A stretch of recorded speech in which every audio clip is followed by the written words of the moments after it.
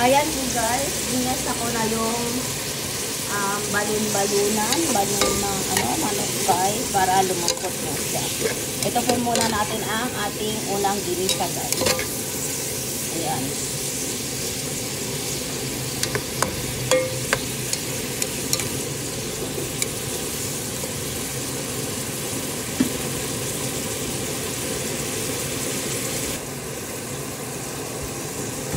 Ayan guys, maglalagay tayo ng pampalasa. Ayan.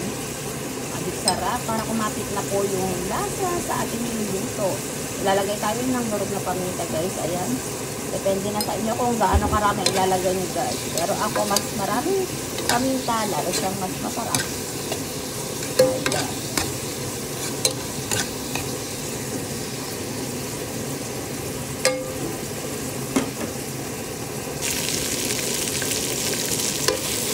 Ayan po guys. Ayan, brown po. Ayan.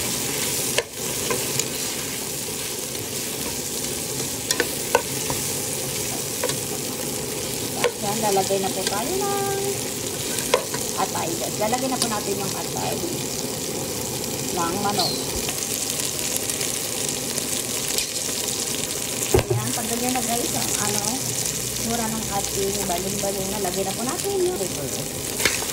Ayan.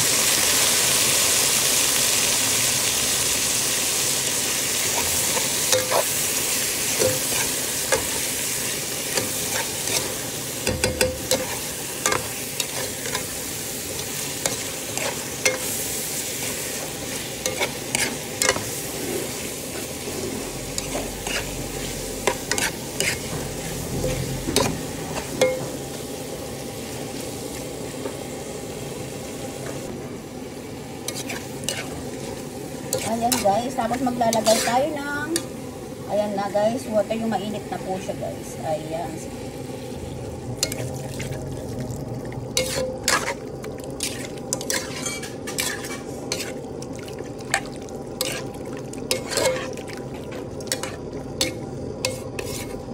Ayan, naglagay tayo ng bay leaves po guys. Ayan, depende na sa inyo kung ano ilalagay nyo dyan.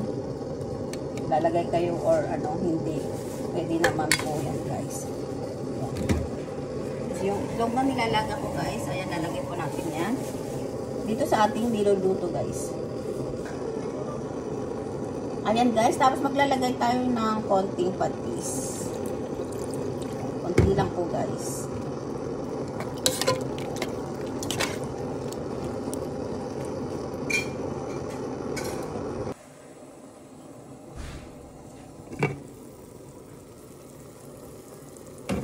Ayan na po guys. Okay na po yung ating atay balunan guys. Lalagay tayo ng turmeric. Depende na po sa inyo guys kung maglalagay kayo.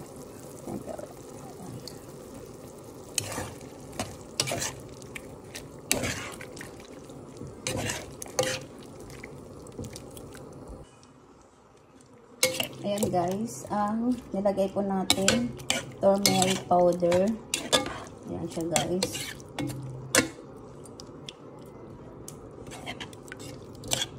Ganda na siya guys. Sarap ng sabaw niya na guys. Tapos maglalagay tayo ng egg guys. Boiled egg. Dito. Ayan.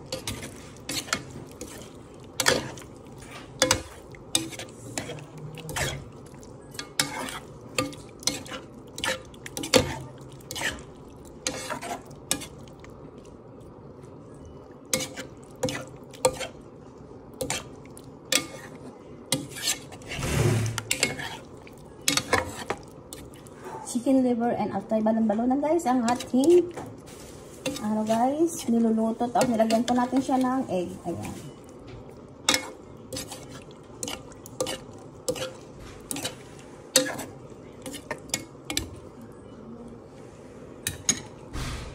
Tapos lalagay ako ng guys, depende na sa inyo kung maglalagay ka. Ayan, sili. Ayan siya para mas lalo siya masarap guys. Ayan. Ayan na po guys. Okay na po yan guys. Ang ating nilutong pangalan nito guys is adobong chicken liver and atay balunan guys. Ayan, atay balunan guys ang ating niluto with turmeric guys and egg. Ayan po guys. Thank you guys for watching. Just like, share, and subscribe. Bye!